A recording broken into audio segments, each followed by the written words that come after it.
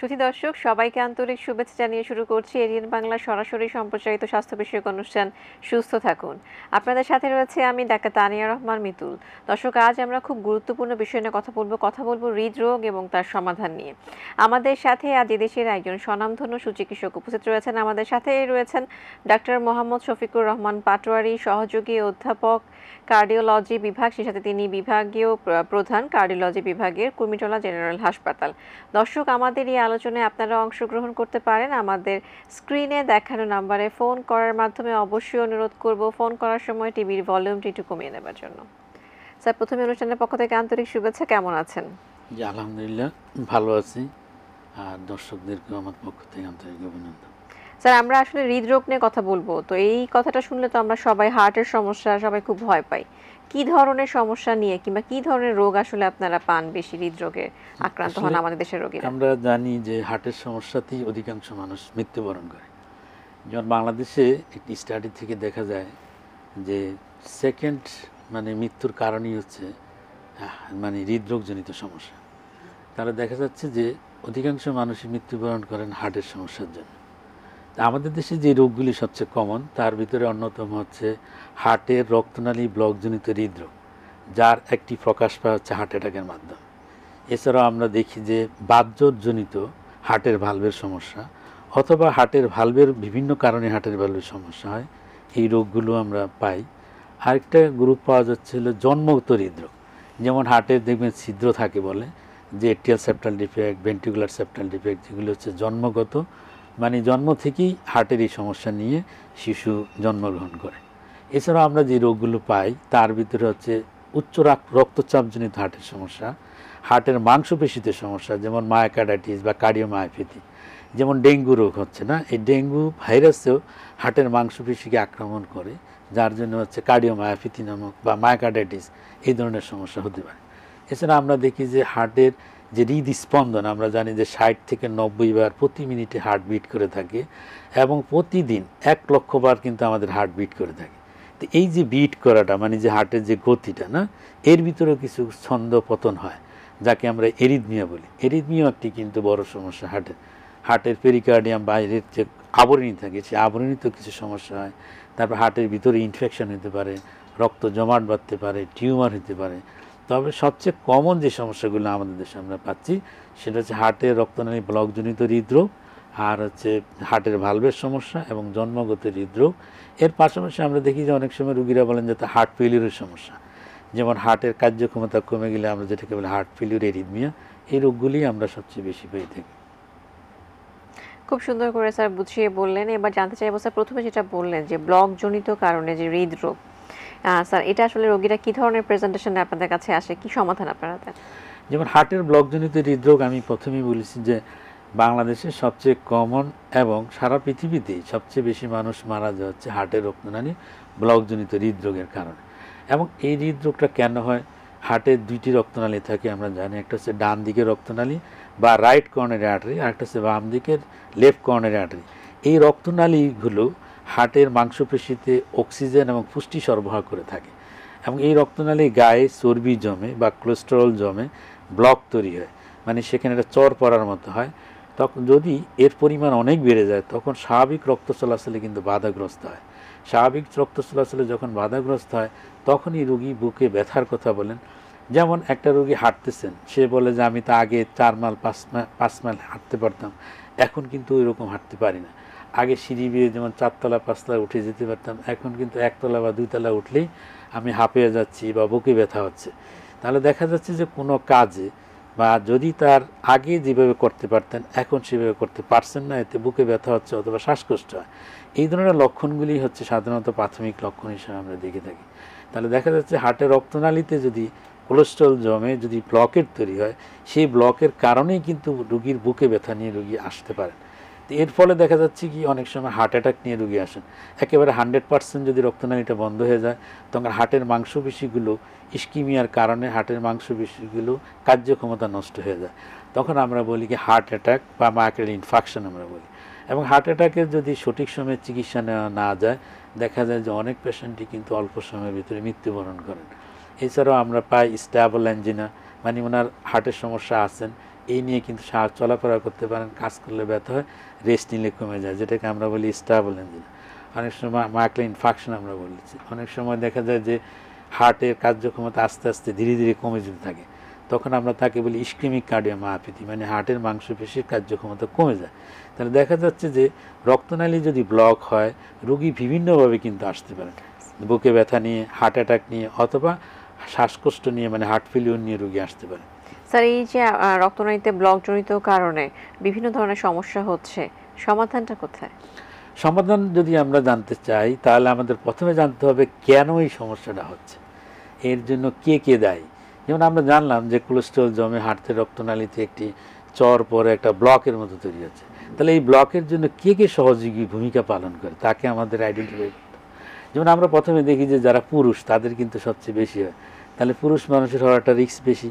বয়স হলো 45-এর কম যদি থাকে পুরুষ মানুষের, 45-এর বেশি, আর মেয়েদের ক্ষেত্রে 55 এবং তার বেশি যদি হয়। আবার আমরা দেখি যে যাদের ফ্যামিলিতে যদি হার্টের রোগ থাকে, যেমন হলো তার যদি পুরুষ মানুষ, যেমন হচ্ছে বাবা অথবা ভাই, 55 ইয়ার্সের কম বয়সে যদি হার্টের রোগ থাকে, তাহলে কিন্তু নেক্সট তার মেম্বারদের কিন্তু হওয়ার রিস্ক থাকে। তারপর ফিমেলদের ক্ষেত্রে যদি 65 ইয়ার্সের কম যদি হার্টের রোগ থাকে, তাহলে দেখা যায় মেয়েদের ভিতরে কিন্তু হার্টের রোগ হওয়ার সম্ভাবনা থাকে। এটাকে আমরা বলি পজিটিভ ফ্যামিলি হিস্ট্রি। এছাড়া আমরা দেখি যারা কায়িক পরিশ্রম কম করেন, যারা হার্ট হেলদি খাবার খান না। হার্ট হেলদি খাবারগুলো কী কী? যেমন কোলেস্ট্রল জাতীয় যে খাবারগুলো, এই খাবার যদি প্রচুর পরিমাণে থাকে, ট্রান্সফ্যাট যদি বেশি থাকে খাবারের ভিতরে যদি আমরা শাক সবজি ফল এগুলো পরিমাণ যদি কম থাকে, এই ধরনের কিছু খাবার যাকে আমরা বলি কি হার্ট হেলদি খাবার। তাহলে হার্ট হেলদি খাবার যারা খাচ্ছেন না, তাদের ক্ষেত্রে হচ্ছে হার্টের ব্লক হওয়ার সম্ভাবনা থাকে। এছাড়া যারা ধূমপান করেন, যারা অ্যালকোহল নিচ্ছেন, ড্রাগ এডিকশন, এয়ার পলিউশন, উচ্চ রক্তচাপ, ডায়াবেটিসে যারা আক্রান্ত, রক্তে কোলেস্টেরল মাত্রা যাদের বেশি থাকে, এর পাশাপাশি আমরা দেখি ওরাল কন্ট্রাসেপটিভ পিল যারা নিচ্ছেন, তারপর হচ্ছে যাদের কায়িক পরিশ্রম করেন না, বেশি ওজন যদি বেশি থাকে, তার ঘুমাচ্ছেন না ঠিক মতো, এই বিষয়ে আমরা কথা বলবো। যাদের বেশি তাদের ক্ষেত্রে দেখা যায় যে হার্টের সমস্যা বেশি। সম্ভাবনা বেশি। স্যার, আমাদের সঙ্গে একজন দর্শক রয়েছেন ফোনে, আমরা ফোনটি নিচ্ছি। হ্যালো, আসসালামু আলাইকুম দর্শক। জি দর্শক, আপনার পরিচয় দিয়ে প্রশ্নটি বলুন। আমি হলাম আব্দুল মালিক, হলো টাঙ্গাইল থেকে। জি বলুন। টাঙ্গাইল। জি শুনতে পাচ্ছি, আপনার প্রশ্নটি বলুন। আমার প্রশ্ন হলো যে আমার যে হার্টের পাম্পিং ক্ষমতাটা কম, 48, এটা কি আর কোনো সমস্যার কারণ হবে? সমস্যা হলে এটা সমাধান কি, আর এটা কি বাড়ানো যায় কিনা? স্যার, আপনার কোনো প্রশ্ন রয়েছে? খুব সুন্দর প্রশ্ন। যে হার্টের ফাংশনটা কমে গেছে, যেমন 48% বলছে, মানে হলো আমরা হার্টের ইকোকার্ডিওগ্রাম করি, ইকোকার্ডিওগ্রাম করে আমরা দেখি লেফট ভেন্ট্রিকুলের ইজেকশন ফ্র্যাকশন, এটাকে বলা হয় যে লেফট ভেন্ট্রিকুল কতটুকু কাজ করে, কার্যক্ষমতা বের করে ইকোর মাধ্যমে, ওনার হচ্ছে 48%। নর্মাল আমরা দেখি যে 60% বা 60% যদি বেশি থাকে, সেই ক্ষেত্রে আমরা বলি যে স্বাভাবিক হার্টের কার্যক্ষমতা। তো ওনার হার্টের কার্যক্ষমতা কিছুটা কম আছে, তো উনি এটা নিয়ে খুব টেনশনে আছেন। এখন এই কার্যক্ষমতা কেন কমে? কমার কারণ হচ্ছে কিন্তু রক্তনালী ব্লকজনিত হৃদরোগ হলো অন্যতম কারণ। হার্টের যদি রক্তনালীতে ব্লক থাকে, সেই ক্ষেত্রে মাংসপেশির কার্যক্ষমতা কমে যায় এবং হার্টের ফাংশন কমে যায়। এছাড়া আমরা দেখছি কার্ডিওমায়োপ্যাথি যদি থাকে, সেই ক্ষেত্রে হার্টের ফাংশন কমে যায়। তাহলে সমাধানটা কোথায়? সমাধান হচ্ছে কিছু ওষুধ, ডক্টরের কাছে যাবেন, হার্টের ডক্টর, ওনারা কিছু ওষুধ প্রেসক্রাইব করেন। যেমন হার্টের ফাংশন বাড়ানোর জন্য কিছু ওষুধ আছে, যেমন হচ্ছে আমরা যে এসি ইনহিবিটর, এআরবি জাতীয় ওষুধগুলো, স্পিনোলেক্টন জাতীয় মানে মিনারকটিকয়েড অ্যান্টাগনিস্ট, তারপরে SGLT2 ইনহিবিটর কিছু ওষুধ আছে, এই ওষুধগুলি প্রয়োগ করার পরে হার্টের ফাংশনগুলো বেড়ে যায়। এর পাশাপাশি আরেকটা জিনিস আছে, যদি ব্লক থাকে, ব্লকটা কিন্তু চিকিৎসা করতে হবে, ব্লকটা ছুটিয়ে নিতে হবে। ব্লক যদি ছুটিয়ে নেওয়া যায়, তার পাশাপাশি যদি ওষুধগুলো খাওয়া যায়, তাহলে অবশ্যই তার হার্টের ফাংশনটা ক্রমাগত আস্তে আস্তে বেড়ে যাওয়ার সম্ভাবনা আছে। অনেক ধন্যবাদ স্যার, খুব সুন্দর করে অ্যান্সার দিয়েছেন। আরও একজন দর্শক রয়েছেন ফোনে, অপেক্ষা করছেন, আমরা ফোনটি নিচ্ছি। হ্যালো, আসসালামু আলাইকুম দর্শক। ওয়ালাইকুম আসসালাম। জি, আপনার পরিচয় দিয়ে প্রশ্নটি বলুন। ওয়ালাইকুম সালাম। জি, আপনাকে শুনতে পাচ্ছি, আপনার পরিচয় দিয়ে প্রশ্নটি বলুন। আমি ময়মনসিংহ থেকে মোহাম্মদ আমজাদ হোসেন বলছি। জি বলুন। দর্শক আপনাকে শুনতে পাচ্ছি, আপনার প্রশ্নটি বলুন। আমার হার্টের প্রবলেম হয়েছিল 2022 সালে জানুয়ারি মাসের 11 তারিখে। জি, কি প্রবলেম হয়েছিল? আমি আবার ওখানে গেছি, ডাক্তার ময়মনসিংহ মেডিকেলে ছিলাম। জি, মেডিকেল থাকার পর ইনশাআল্লাহ ভালো হয়ে গেছে। পরে অ্যাটাসিন প্লাস 40 এগুলো খায়া হঠাৎ করে আমার পেটে 3 বছর পর আলসার দেখা দিয়েছে। আমি ডাক্তারখানায় গেছিলাম, তারা আমার হার্টের কোনো প্রবলেম নাই, আমার এই বড়ি খাতে খাতে পেটে আলসার করে দেয়। ল্যাপোরিল প্লাস অ্যাটাসিন 40 অ্যান্ডিল বেটালক এগুলো খাতে খাতে এই অবস্থা হয়েছে। এই সম্বন্ধে স্যারের সাথে একটু কথা বলতে হবে, কি হবে না আমার। ধন্যবাদ আপনার প্রশ্নের জন্য। যে যে ওষুধের কথা আপনি বলছেন, যে আপনি ময়মনসিংহ মেডিকেল কলেজে 2022 সালে হার্টের সমস্যার জন্য যান এবং যার জন্য আপনাকে কিছু ওষুধ দিয়েছেন, যে ওষুধের নাম বললেন, এই ওষুধগুলো হচ্ছে হার্টের রক্তনালীতে যদি ব্লক থাকে বা কারো যদি হার্ট অ্যাটাক হয়, সেই ক্ষেত্রে এই ওষুধগুলো ডাক্তাররা প্রেসক্রাইব করে থাকেন। তো আপনার সম্ভবত এই ধরনের কোনো সমস্যা ছিল যার জন্য ওষুধগুলি দেওয়া হয়। পরবর্তীতে কিন্তু আপনাকে বলে দেওয়া হয় যে এতদিন পরে আবার যাবেন, ডাক্তারের সাথে ফলো আপে থাকতে হয়। ফলো আপে থাকলে তখন ডাক্তাররা আপনার অবস্থা বুঝে পরবর্তীতে ওষুধগুলো কিন্তু সেট করে দেবেন। এখন আপনি যদি দীর্ঘমেয়াদী ডাক্তারের পরামর্শ ছাড়া যদি দীর্ঘদিন ওষুধ খেতে থাকেন, সেই ক্ষেত্রে আপনি ধারণা করতেছেন যে ওষুধের জন্য আপনার আলসার হয়েছে। সাথে সাধারণত এই আলসার যেটা, সেটার সাথে ওষুধের তেমন কোনো সম্পর্ক নাই। যে ওষুধগুলো প্রয়োগ করে এগুলো হার্টের জন্য প্রয়োগ করে, এই ওষুধে সাধারণত গ্যাস্ট্রিক আলসারের সমস্যা হয় না। দুইটা ভিন্ন সমস্যা। আর যদি আপনার আগে কোনো হার্ট অ্যাটাক হয়ে থাকে, আবারও আপনাকে ফলো আপ করা উচিত। ইসিজি, ইকোকার্ডিওগ্রাম এই ধরনের পরীক্ষা করে দেখা উচিত হার্টের বর্তমান অবস্থা কি। এবং যদি আলসার থাকে, আলসারও চিকিৎসা আছে, আপনি সেভাবে চিকিৎসা নেবেন। আশা করি এর মাধ্যমে আপনি ভালো থাকবেন। খুব সুন্দর স্যার। হার্ট অ্যাটাকের সমাধান কি? হার্ট অ্যাটাকের সমাধান, আমরা হার্ট অ্যাটাকের সমাধানে প্রথমে বললাম যে কী কারণে হার্ট অ্যাটাক হয়, তো আমরা কারণগুলি সম্পর্কে জানলাম। এখন হচ্ছে কি প্রথমে আমাদের কাজ হলো লাইফস্টাইল মডিফিকেশান। তাহলে আমাদের হচ্ছে কি এই জিনিসগুলোকে আমরা চেঞ্জ করতে হবে। যেমন আমি ঠিকমতো ঘুমাচ্ছি না, তাহলে ঠিকমতো ঘুমাইতে হবে। তারপর হচ্ছে ওজন বেশি, ওজন আমাকে কমাইতে হবে। ধূমপান করলে ধূমপান বন্ধ করতে হবে। হার্ট হেলদি খাবার যদি আমি না খাই, তো আমার খাদ্য অভ্যাসে অবশ্যই পরিবর্তন আনতে হবে। নেক্সট হলো আমার এবার রোগ যদি থাকে, কোনো রিস্ক ফ্যাক্টর, ওই রিস্ক ফ্যাক্টরগুলো আমাকে কন্ট্রোল করতে হবে। যেমন আমার উচ্চ রক্তচাপ যদি থাকে, উচ্চ রক্তচাপকে আমাকে স্বাভাবিক অবস্থা আনতে হবে। আনার জন্য যদি ওষুধের প্রয়োজন, ওষুধ খেতে হবে। ডায়াবেটিসকে অবশ্যই নিয়ন্ত্রণে নিয়ে আসতে হবে। রক্তে কোলেস্টেরলের মাত্রা যদি বেশি থাকে, সেটা ডিজায়ার লেভেলে আমাকে নিয়ে আসতে হবে। এইগুলো কাজ করার পর যদি হার্টের যে ব্লকের জন্য আবার হার্টের ডক্টর কিছু ওষুধ আপনাকে দিবেন, সেই ওষুধগুলো নিয়মিত খেতে হবে। তার পাশাপাশি হচ্ছে হার্টের একটা অ্যাঞ্জিওগ্রাম করে দেখতে হয় যে হার্টের কোথায় কোথায় ব্লক। যেহেতু হার্ট অ্যাটাক হলে অবশ্যই কোনো না কোনো জায়গায় ব্লক আছে, ব্লকটা খুঁজে বের করা দরকার। যদি দেখা যায় হার্টের ব্লকের পরিমাণ যদি মেইন রক্তনালীতে 50%-এর কম, অন্য রক্তনালীতে 70%-এর কম থাকে, সেই ক্ষেত্রে শুধুমাত্র ওষুধ খেলেই হবে। আর যদি ব্লকের মাত্রা এই নির্দিষ্ট লেভেলে যদি বেশি থাকে, সেই ক্ষেত্রে কখনো কখনো স্ট্যান্টিংয়ের প্রয়োজন হয়। আবার যদি স্ট্যান্টিং করা না যায়, সেই ক্ষেত্রে বাইপাস অপারেশনের প্রয়োজন হইতে পারে। তাহলে দেখা যাচ্ছে যে যদি হার্ট অ্যাটাক হয়, তাহলে মদ্দার কথা আমরা যে জিনিসগুলি পাচ্ছি, 1 নম্বর হচ্ছে জীবনযাত্রার কিছু পরিবর্তন আনা, 2 নম্বর হচ্ছে রিস্ক ফ্যাক্টরগুলি থাকে সেগুলোর ট্রিটমেন্ট করা, নাম্বার 3 হচ্ছে কিছু ওষুধ দিবেন, ওষুধগুলি খাওয়া, নাম্বার 4 হচ্ছে অ্যাঞ্জিওগ্রাম করা, করে যদি কোনো ব্লক থাকে ব্লকের সঠিক চিকিৎসা করা। এরপরেও আসতেছে যে ফলো আপে থাকতে হবে। যার হার্টের অ্যাটাক হয় বা হার্টের রোগ থাকে, তাকে সারা জীবনের জন্যই ফলো আপে থাকতে হবে। ওষুধপত্রগুলো ঠিকমতো খাওয়া, নিয়ম নীতিগুলো ঠিকমতো মেনে চলা, এর জন্য অবশ্যই ডাক্তারের কাছে নিয়মিত ফলো আপে থাকবেন, ইনশাল্লাহ ভালো থাকবেন। খুব সুন্দর বলেছেন স্যার। এবার জানতে চাইবো যে হার্ট ফেইলিয়ারের রোগীরা আপনাদের কাছে কি ধরনের লক্ষণ নিয়ে আসে? সুন্দর প্রশ্ন, যে হার্ট ফেলিওর, কারণ আমাদের দেশে বর্তমানে প্রচুর পেশেন্টই কিন্তু হার্ট ফেলিওর নিয়ে আসতেছেন। এবং এই হার্ট ফেলিওর হওয়ার কারণ হচ্ছে হার্ট অ্যাটাকের রোগী যদি সঠিকভাবে চিকিৎসা না করেন, সেই ক্ষেত্রে কিন্তু হার্ট ফেলিওর দিকে চলে যাচ্ছে। ভালভের সমস্যা থেকে হার্ট ফেলিওর হয়, তার মাসেলে যদি সমস্যা হয়। আমরা হার্ট ফেলিওর নিয়ে কথা বলবো। আমাদের সঙ্গে একজন দর্শক অপেক্ষা করছেন, আমরা ফোনটি নিচ্ছি। হ্যালো দর্শক, আসসালামু আলাইকুম। আসসালামু আলাইকুম। ওয়ালাইকুম আসসালাম। জি, আপনার প্রশ্ন ছিল। জি বলুন আপনার প্রশ্নটি। আমার প্রশ্নটি হলো, আমার বাবার বয়স 84 বছর। জি। তো উনি এনজিওগ্রাম করে ডক্টর বলছে যে ওনাকে ওপেন হার্ট করতে হবে। আচ্ছা। তো এখন ওনার বয়স তো যেহেতু 84 বছর, তো এটা কি ওনার জন্য পারফেক্ট হবে করাটা, নাকি ওষুধের মাধ্যমে এটা ভালো হবে? অনেক ধন্যবাদ। স্যার কোনো প্রশ্ন রয়েছে? আপনার প্রশ্নের জি জন্য ধন্যবাদ। এখানে যেহেতু বয়সটা 84, এই জন্যই বিভিন্ন প্রশ্ন আসতেছে যে এত বেশি বয়সে আমরা এই রুগীর এত বড় অপারেশন করব কিনা, এটাই তো মেইন কোশ্চেন এখানে। ওষুধ তো নিয়মিত খেতে হবে। আমি যে কথাগুলো বললাম, হার্ট অ্যাটাকের রোগী লাইফস্টাইল মডিফিকেশান, নিয়মিত ওষুধ খাওয়া, এটা কিন্তু কন্টিনিউ করতে হবে। যেহেতু উনি অ্যাঞ্জিওগ্রাম করছেন, এখন প্রশ্ন আসছে যে নিশ্চয়ই ভিতরে ব্লক এই পরিমাণে আছে যে যেগুলো রিং লাগানো যাচ্ছে না, যার জন্য ওনার অপশান হচ্ছে যে বাইপাস অপারেশন করা। এখন আমরা রুগীর ফিজিক্যাল স্ট্যাটাসটা আমাদেরকে দেখতে হবে। যেমন অনেক রুগী আছেন 85 ইয়ার্স, কিন্তু তাকে দেখলে মনে হয় যেন 70 বছর বয়স, এমনভাবে হাঁটেন, চলাফেরা করেন, মানে তার শরীরের ভিতরে কিন্তু বয়সের এরকম ছাপ আসে নাই। তাহলে সেই রুগীর তো উনি যে কবে মারা যাবেন সেটা তো আমরা জানি না, উনি তো 100 বছর বাঁচতে পারেন। তাহলে সেই রুগীর ক্ষেত্রে যদি ফিজিক্যাল ফিটনেস যদি ওকে থাকে, সব কিছু ঠিক থাকে, অন্যান্য যদি কোমরবিড কন্ডিশন যদি না থাকে, মানে অন্যান্য কোনো জটিল রোগ যদি না থাকে, সেই ক্ষেত্রে বাইপাস অপারেশন করা যেতে পারে। আর যদি দেখা যায় না ওনার শারীরিক অবস্থা ভালো না, বিভিন্ন কোমরবিড কন্ডিশন, যেখানে অপারেশন ঝুঁকিপূর্ণ অপারেশন, এই অপারেশন করতে গেলে তার জীবনের আশঙ্কা আছে না, সেই ক্ষেত্রে অবশ্যই অপারেশন না করে মেডিকেল ম্যানেজমেন্ট মানে ওষুধ খেয়েই তাকে বাকি জীবন কন্টিনিউ করতে হবে।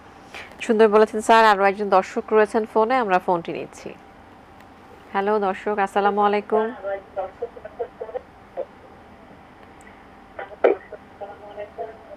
আসসালামু আলাইকুম রাহমাতুল্লাহ। জি ওয়ালাইকুম সালাম, আপনার পরিচয় দিয়ে প্রশ্নটি বলুন। আমি ঠাকুরগাঁও থেকে বলছিলাম, সেলিম। জি বলুন। আমি ঠাকুরগাঁও থেকে বলছিলাম, সেলিম। জি আপনাকে শুনতে পাচ্ছি, আপনার প্রশ্নটি বলুন। আমি গত 3 বছর থেকে প্রেসারের জন্য, আমার প্রশ্ন হচ্ছে যে আমি 3 বছর থেকে প্রেসারের ওষুধ খাচ্ছি, জি আমি ভালো আছি। এই একই ওষুধ কি দীর্ঘদিন খাওয়া যাবে? আচ্ছা, ধন্যবাদ আপনার প্রশ্নের জন্য। উচ্চ রক্তচাপ যদি হয়, উচ্চ রক্তচাপের চিকিৎসায় ওষুধ তো খেতে হবে, তার সাথে লাইফস্টাইল চেঞ্জের আমরা কথা বলি। যেমন রেগুলার হাঁটা, ওজন কমানো, লবণ কম খাওয়া, কোলেস্ট্রল জাতীয় খাবার কম খাবেন, এই অভ্যাস তো অবশ্যই করতে হবে। পাশাপাশি নিয়মিত ঘুমানো, টেনশন অস্থিরতা থেকে দূরে থাকতে হবে। এর পাশাপাশি আমরা ওষুধ দিয়ে থাকি। যদি ব্লাড প্রেশার ডিজায়ার লেভেল না আসে তাহলে ওষুধ খেতে হবে। যদি ওষুধ খাওয়ার পর ওনার ব্লাড প্রেশার যদি স্বাভাবিক থাকে তাহলে ওষুধ কন্টিনিউ করতে হবে আনটিল, মানে নতুন যদি কোনো তার অ্যাডভার্স ইফেক্ট না হয়, মানে কোনো খারাপ কোনো লক্ষণ যদি না দেখা যায়, ততক্ষণ পর্যন্ত ওষুধ খাওয়া যাবে। যেমন দেখা যায় যে কখনো কখনো আমরা দেখি যে উচ্চ রক্তচাপের ওষুধ সারা জীবন একই ওষুধ খাচ্ছেন কিন্তু কোনো সমস্যা হচ্ছে না, তাহলে ওষুধ ঘন ঘন পরিবর্তন করার কোনো প্রয়োজন নেই। যদি একটি ওষুধ আপনার শরীরের সাথে অ্যাডজাস্ট করে যায় এবং আপনার কাছে ওষুধ খাওয়ার পর ভালো ফিল করেন এবং প্রেশারও নিয়ন্ত্রণে থাকে, তাহলে ওষুধ পরিবর্তন করার কোনো প্রয়োজন নেই। খুব সুন্দর স্যার। আমরা হার্ট অ্যাটাক নিয়ে কথা বলছিলাম, হার্ট অ্যাটাকের লক্ষণ এবং কি ধরনের সমাধান নেবেন সেই বিষয়ে কথা। স্যার আমাদের সঙ্গে আরও একজন দর্শক রয়েছেন ফোনে, আমরা ফোনটি আগে নিচ্ছি। হ্যালো দর্শক, আসসালামু আলাইকুম। জি, আমাকে কাইন্ডলি একটু ইয়েতে দিবেন, আমি ডক্টর সাহেবের সাথে কথা বলবো। জি স্যার, আপনাকে শুনতে পাচ্ছেন, আপনার প্রশ্নটি বলুন। জি, আমার হলো গত 21শে ডিসেম্বর 2024-এ অফিসে স্ট্রোক করে, হ্যাঁ, জি স্ট্রোক করার পরে আমার অফিস থেকে অ্যাম্বুলেন্সে ইয়েতে নিয়ে আসে সিএমএস। জি সিএমএস 1 সপ্তাহ ভর্তি থাকার পরে আমার এনজিওগ্রাম করে, এনজিওগ্রাম করার পর একটা গিয়ে ধরা পড়ে হলো 99%, আরেকটা হলো 95%। আচ্ছা হ্যাঁ, কোনো একটা কারণবশত আমি ইয়ে করতে পারি নাই। আমার যারা গার্জিয়ান ছিল ওরা ওই ঢাকার বাইরে ছিল বিদায় আমি ঋণ করাইতে পারি নাই। আচ্ছা এখন দুইটা রিং করাইতে হবে, 95%-এর জন্য একটা এবং 99-এর জন্য একটা। আচ্ছা, আপনি এখন কি জানতে চাচ্ছেন দর্শক? আপনি আমাকে ডক্টর বলছিলেন যে দুইটা রিং দুইবারে পড়াইতে, আমি কি একসাথে পড়াইতে পারবো কিনা? আচ্ছা, আপনাকে অনেক ধন্যবাদ স্যার। কি বুঝতে পেরেছেন প্রশ্ন? হ্যাঁ, আমি বুঝতে পেরেছি। ধন্যবাদ আপনার প্রশ্নের জন্য, খুব সুন্দর যুক্তিযুক্ত প্রশ্ন। আপনার ডাক্তার ওখানে অ্যাঞ্জিওগ্রাম করার পর 2টি ব্লক পায় এবং 2টি ব্লকের ভিতরে একটি 99%, একটা হচ্ছে 95%।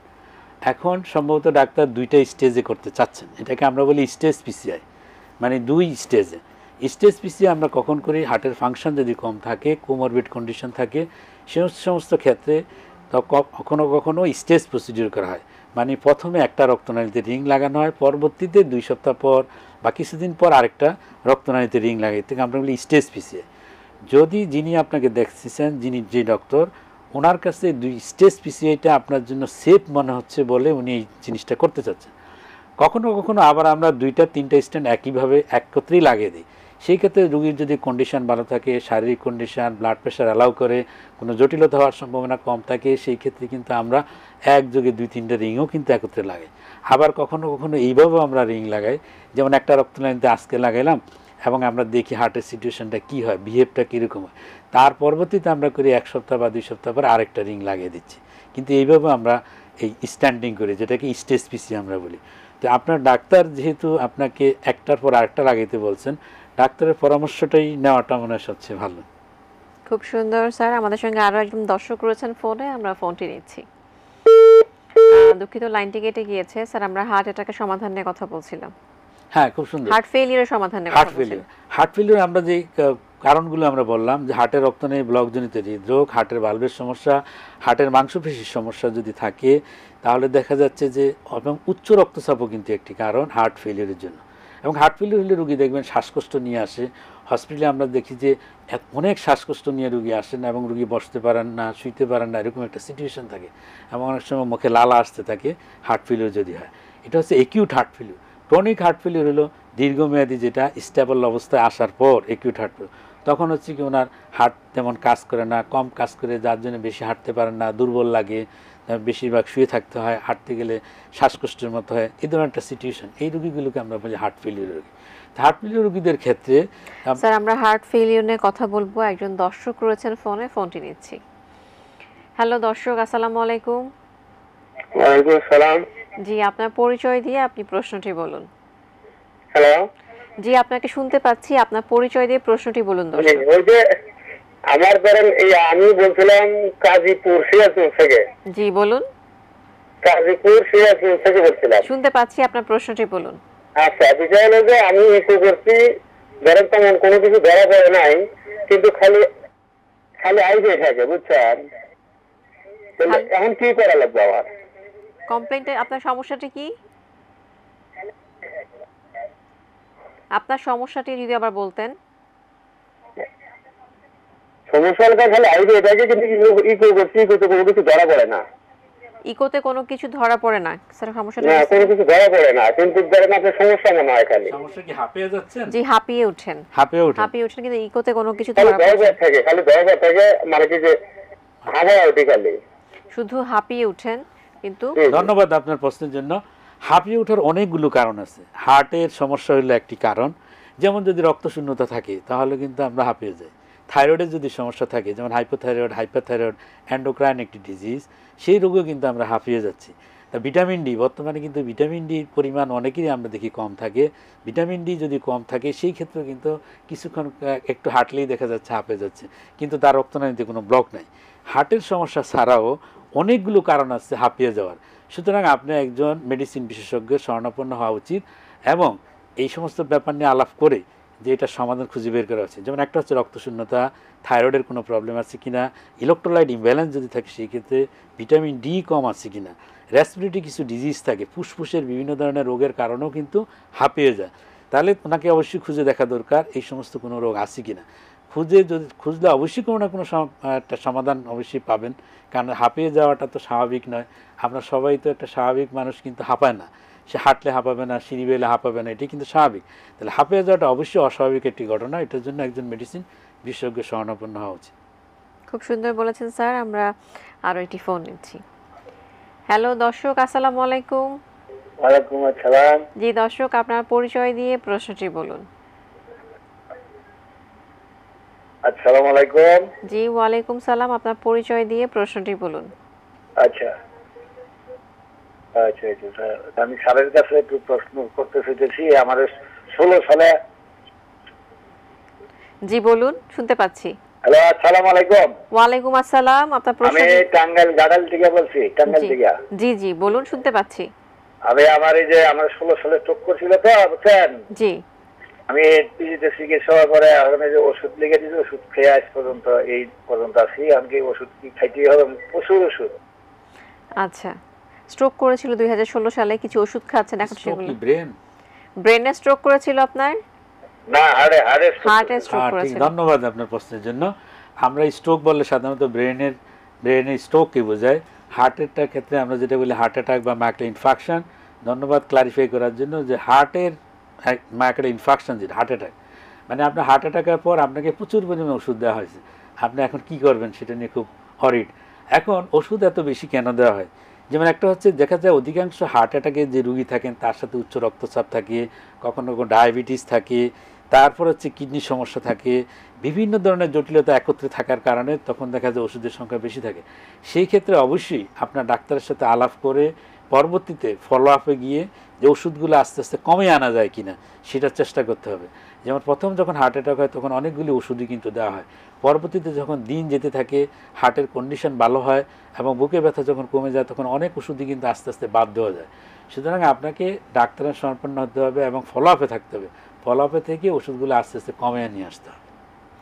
সুন্দর বলেছেন স্যার। হার্ট অ্যাটাকের আমরা হার্ট ফেলিউর নিয়ে কথা বলছিলাম, হার্ট ফেলিউরের সমাধানটা জানবো। হ্যাঁ, হার্ট ফেলিউর যেটা সমাধান হচ্ছে হার্ট ফেলিউর যদি হয় আমাদের প্রথম কাজ হচ্ছে যে আইডেন্টিফাই করা কেন হার্ট ফেলিউর। যেমন আমি একটা রোগী দেখলাম যে উচ্চ রক্তচাপের জন্য হার্ট ফেলিউর, তার ব্লাড প্রেশার অনেক বেশি থাকে যার জন্য হার্ট ফেলিউর। তাহলে আমাকে প্রথমে হার্ট ফেলিউর উচ্চ রক্তচাপকে নিয়ন্ত্রণ করতে হবে, স্বাভাবিক অবস্থায় নিয়ে আসতে হবে। যদি কোনো ভালভের সমস্যার জন্য হার্ট ফেলিউর হয়, যেমন হচ্ছে একটা অ্যাওরটিক ভালভে ডিস্টার্ব থাকে বা মাইট্রাল ভালভের সমস্যা, তাহলে ভালভটাকে চিকিৎসা করতে হবে। কখনো কখনো আমরা দেখি ওষুধের মাধ্যমে ভালভের চিকিৎসা করা যায়, আবার খুব বেশি গুরুতর সমস্যা থাকলে ভালভের পরিবর্তন করার প্রয়োজন হতে পারে। কখনো কখনো ভালভ বেলুন দিয়েও ফুলিয়ে দিয়ে চিকিৎসা করা যায়। তাহলে ভালভের সমস্যা থাকলে ভালভের চিকিৎসা করে নিতে হবে। হার্ট অ্যাটাকের জন্য যদি হয় হার্টের সমস্যা, তাহলে হার্টের সমস্যার চিকিৎসা করতে হবে। হার্ট অ্যাটাকের যে প্রবলেম তার ওষুধগুলো খেতে হবে। তার পাশাপাশি হার্ট অ্যাটাকের জন্য আমরা কিছু স্পেশাল ওষুধ দিয়ে থাকি, যেমন এগুলো আমেরিকান কলেজ অফ কার্ডিওলজি, যে ইউরোপিয়ান সোসাইটি অফ কার্ডিওলজির গাইডলাইন অনুযায়ী কিছু ওষুধ আমরা প্রয়োগ করি, যে ওষুধগুলো বাংলাদেশে অ্যাভেলেবেল। এবং এই ওষুধগুলি খাওয়ার পর দেখা যায় অধিকাংশ হার্ট ফেলিউরের রুগী খুব ভালো থাকেন। এবং আগেকার দিনে আমরা যেটা দেখতাম, একবার যদি হার্ট ফেলিউর হয় সেই রুগী বারবার হসপিটালে ভর্তি হওয়ার প্রয়োজন হয়। এবং আমাদের এখন বর্তমানে যে ওষুধগুলো অ্যাভেলেবেল, এই ওষুধ প্রয়োগের মাধ্যমে দেখা যাচ্ছে হার্ট ফেলিউর রুগী বারবার হসপিটালে ভর্তি হওয়ার প্রয়োজন হয় না এবং ওষুধ খেয়ে অনেক ভালো থাকতে পারে। খুব সুন্দর স্যার। অ্যারিথমিয়া কি এবং অ্যারিথমিয়ার সমাধানটা কি? অ্যারিথমিয়া খুব সুন্দর প্রশ্ন। আমরা জানি যে আমাদের হার্ট একটা নির্দিষ্ট গতিতে কিন্তু চলা মানে কি হার্ট সংকোচন এবং প্রসারণ করা। এবং হার্ট যখন সংকোচন করে তখন হার্টের ভিতরে সব ব্লাডগুলো আমাদের শরীরে চলে আসে, ব্রেন, কিডনি, হার্ট, শরীরের অঙ্গ প্রত্যঙ্গ সব জায়গায় ব্লাডগুলো চলে যায়। এবং এই ব্লাড শুধু ব্লাড নিজেই যায় না, এই ব্লাডের সাথে কি যায়, অক্সিজেন যাবে এবং নিউট্রিশন, পুষ্টি। প্রত্যেকটা সেলে অক্সিজেন এবং নিউট্রিশন যদি পৌঁছে না দেয় তার সেলগুলি সব মরে যাবে এবং সেলের কার্যক্ষমতা থাকবে না। সুতরাং হার্টের কাজ কি, পাম্প করার মাধ্যমে সে অক্সিজেনেটেড এবং নিউট্রিশন কন্টেনিং ব্লাড সারা শরীরে পৌঁছে দিচ্ছে এবং যার ফলে আমাদের সব অঙ্গ প্রত্যঙ্গগুলি সঠিকভাবে কাজ করে। তাহলে এখন আমাদের কি করতে হবে হার্টের? তাহলে হার্টের এই যে গতিটা, যে প্রতি মিনিটে 60 থেকে 90 বার হার্ট বিট করেন এবং একদিনে 1 লক্ষ বার হার্ট বিট করেন, তাহলে এই 1 লক্ষ যে একটা রিদমিক হয়েছে একটা নির্দিষ্ট সময় পরপরই কিন্তু সে বিট করে যাচ্ছে।